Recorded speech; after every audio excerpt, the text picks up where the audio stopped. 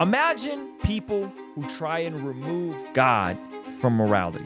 It just doesn't get you there in terms of the moral content coming from the Bible. Their statements of what is good and what is bad, what is evil, and how they think God at times is evil, yet they don't believe in absolute morality, how they come to other conclusions of morality, whether that's looking at Kant and the way he built his ethics, or whether that's looking at utilitarian ethics.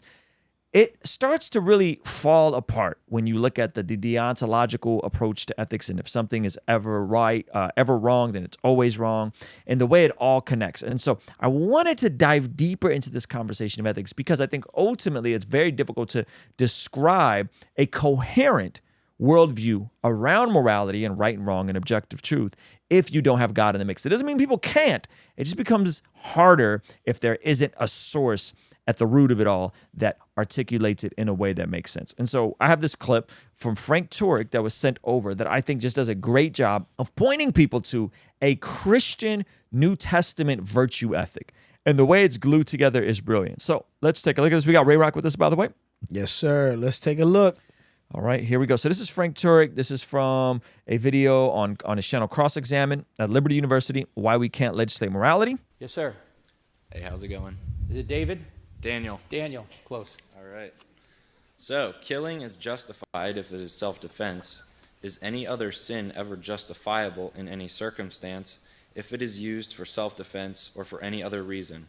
For instance, if you were hiding Jews in your house during the time of the Nazis, and is it justifiable to lie and say you're not hiding Jews if asked by Nazi soldiers? Well, let me ask you. Okay, so great question, right? If killing is justified in self-defense, then are there other sins that are justified based on their context? Yep. Right? And so in Kant's view, he would say, if it's ever a sin, it's always a sin. And so in his view, he would say lying is a sin. Why? Because the moral imperative, if everyone were to lie, then society would collapse. So if everyone were to lie and the moral imperative says everything collapses, then telling a lie anytime is wrong. Yeah, that's so sterile. This is a response to natural law, Yeah. and God having to be at the root of morality. Yeah. Right. And so his question is, if there's killing, right, and we would say yes, in self-defense, killing is Right. justified. In war, killing Right. can be justified. And so the way this is phrased is then, are there other things like lying that can be justified based on context? Now, again, if you are approaching the scriptures not from a New Testament Christian virtue ethic, but from a rigid, radical fundamentalist of binaries, right? Then it's going to be difficult for you to process how this plays out. All right, it's official. Took some work, took some maneuvering, but we are now offering a virtual ticket to our live podcast event happening August 26th in Oceanside. So if you can't make it to Oceanside, if you're not from Southern California, go to RuslanLive.com to get your virtual ticket to join us live while we'll be streaming the event to all you guys watching who can't be here with us in person. What if the very things that Christian culture often dismisses as worldly actually aren't bad desires? What do I mean by that? It's obvious that the world values things like money,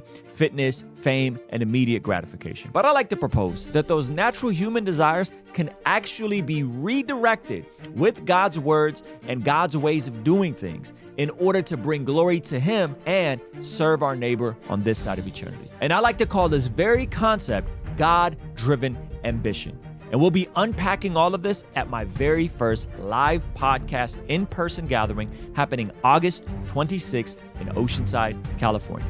We'll have God Logic Apologetics, Pastor Jeff Moores from Rhythm Church, John Keith, Trizzle Fitness, and hosted by my guy Ray Rock. Lock it in on your calendars right now. Saturday, August 26th in Oceanside, California at Rhythm Church. Click the button down below or go to RuslanLive.com to get more information and get your ticket now. And the original people will disagree with you in the way you're reading those passages because it's never just, you know, it doesn't use the words that we use that are so simple as thou shalt not kill. You know what I mean? It uses words like thou shalt not murder. And that's why we've evolved in the translations to help people. Yeah, that's good. Okay, so listen to Frank Turek's response. This is brilliant. To lie and say you're not hiding Jews if asked by Nazi soldiers. Well, let me ask you. Schnell! Schnell! You open the door. Hast du hier Juden? Hi. You're supposed to say I don't speak German and close the door. That's great. Right? Of course you're going to lie. Why? Because you have a greater obligation to protect innocent life than you do to tell the truth to a guilty murderer. And there's biblical precedent for this. That's right. You have a greater obligation to protect innocent life than you do to lie to a guilty murderer. That's right. That's good. Look at the midwives, the Hebrew midwives. They lied about how fast the Hebrew mothers gave birth, right, to protect the babies. How about Rahab? She lied as well to protect innocent people. And in ethics, this is called graded absolutism. That when you're in a conflict, your obligation is to obey the higher command, and you're exempted from obeying the lower command. Remember we talked about a moral hierarchy before? There's a moral hierarchy out there. So if the Nazis are coming to your door, just like if Joe Biden came to your door and said, give me your 3-year-old, I'm going to gender transition that thing. Right. Or follow the laws of the land. Yeah. But yet we all draw a line. Yeah. At some point. It's classic Romans 12 versus Romans 13.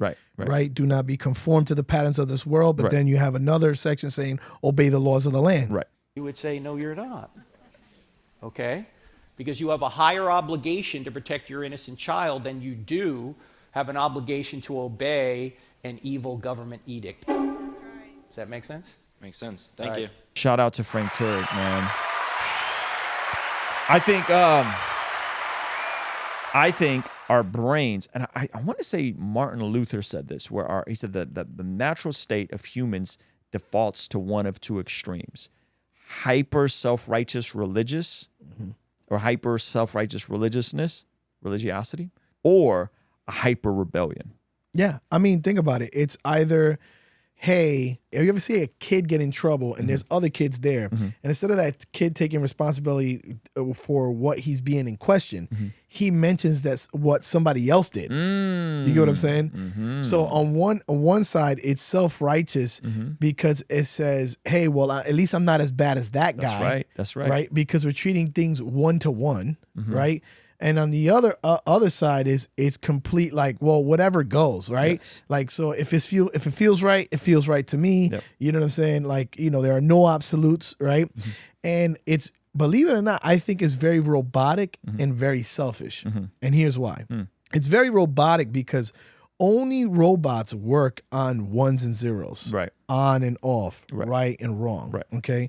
But anytime that the Bible is speaking to us, right, and talking about our ethics and our morals, it always seems like it's asking a greater question. You get what I'm saying? Right. So it's not thou shalt not lie. Right. It's thou shalt not give false witness. That's right. That's good. Because false witness, the difference between false witness and lying is that I can have a pre-notion, I can have a preconceived notion about Ruslan that's not congruent to who he really is. I could just say, man, I just don't like that guy. Well, that's a false witness, That's right. right? That's and right. it takes more work, and You gotta think. You got to think, Yeah. and so I think sometimes, robots, it's just do right, and it's lazy. So instead of saying, hey man, let me reflect, right? When Jesus says, if you look at a woman a certain way, right, it's like you've already committed, right? Yeah. Because it's taking it's asking deeper questions. Yeah. And I think the danger is when you try to use the Bible as a weapon and just start shooting people and saying, oh, you lied, pow. Yep. You know what I mean? Yep. And I think it's bad. Yeah, that's good. Hey, this is a segment from our daily after party stream. Consider partnering with us online for as little as $5 a month to get access to these daily after party streams completely unedited. You'll also get access to our podcast as they are streamed live into the community before anyone else gets to see them, get to interact with our guests, get access to our private Discord server, and a discount code for our store for as little as $5 a month. Ultimately, that will help towards helping us continue contextualizing the gospel using media and podcast here on YouTube. All right? I'll see you over there. Peace.